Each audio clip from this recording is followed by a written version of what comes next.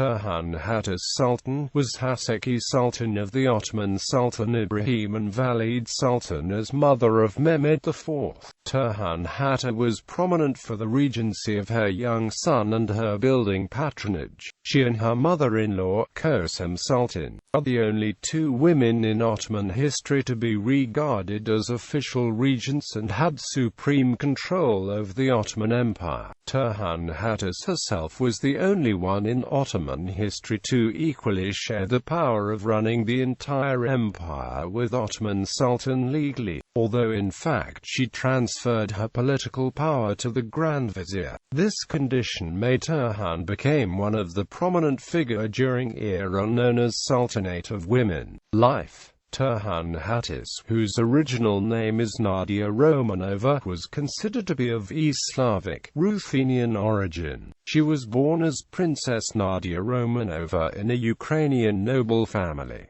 She was captured during one of the raids by Tatars and sold into slavery. When she was about 12 years old, Turhan was sent to the Topkapi Palace as a gift from the Khan of Crimea to the mother of Sultan Ibrahim, Kösem Sultan. From consort to Valide Sultan, it was probably Kösem Sultan who gave Hatice to Ibrahim as a concubine. On January 2, 1642, Turhan gave birth to a son, the future Sultan Mehmed IV.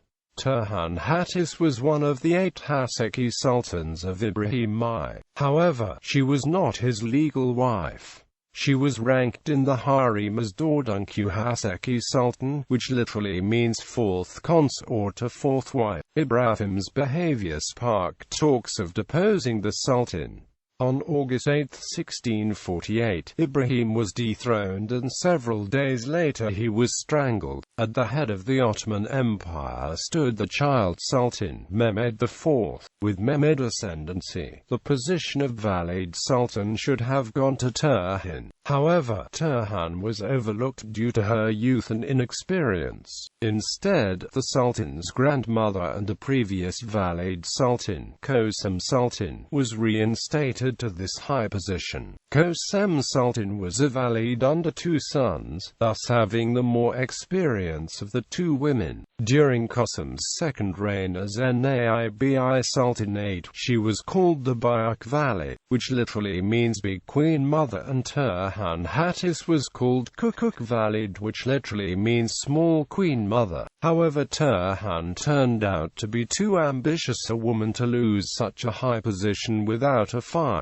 In her struggle to become Valide Sultan, Turhan was supported by the chief black eunuch in her household and the Grand Vizier, while Kösem was supported by the Janissary Corps. Although Kösem's position as Valide was seen as the best for the government, the people resented the influence of the Janissaries on the government. In this power struggle, Kösem planned to dethrone Mehmed and replace him with another young grandson. According to one historian, this switching had more to do with replacing an ambitious daughter-in-law with one who was more easily controlled. The plan was unsuccessful, as it was reported to Turhan by Melek Haçan, one of Kösem's slaves. Whether Turhan sanctioned it or not, Kösem Sultan was murdered 3 years after becoming regent for her young grandson, Valide Sultan, and regent. With the death of her rival, Turhan became the Valide Sultan.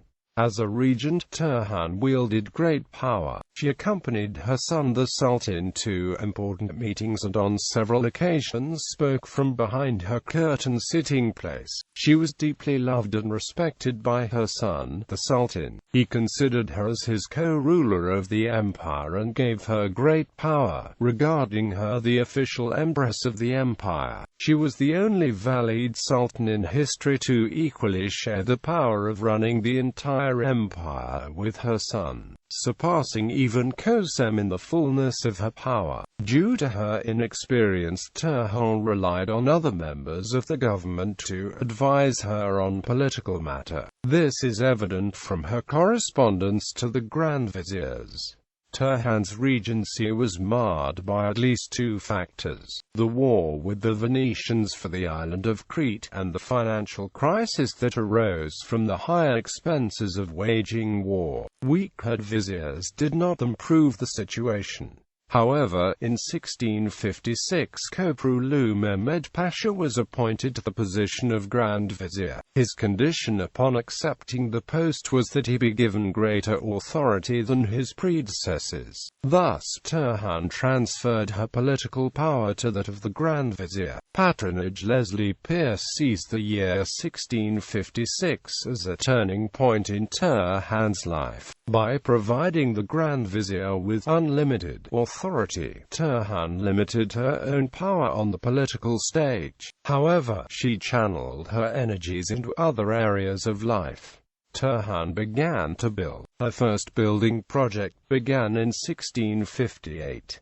Perhaps in answer to the Venetian threat, the Valide built two fortresses at the entrance to the Dardanelles.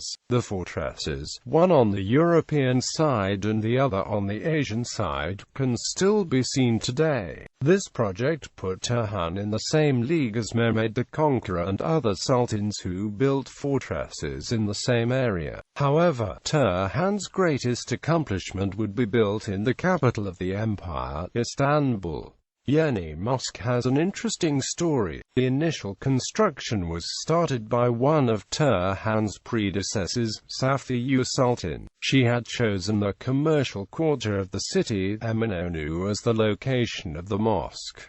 This area was inhabited by non-Muslims. By building a new mosque in Eminönü, Haseki wanted to Islamize the area. To build on this site meant that land had to be appropriated from the local non-Muslim residents, an act that had not gone smoothly. In the year 1597, the first stones were laid. At the death of Haseki's son, Mehmed IV, the construction of the mosque stopped as she was no longer the valley. The construction was abandoned for 57 years and in 1660 the area was damaged by fire. The mosque received a second chance when Turhan decided to complete what had been started by Haseki Sultan. After its completion in 1665, the complex contained not only the mosque, but also a school, public fountains, a market and a tomb. According to Pierce, the Yeni Mosque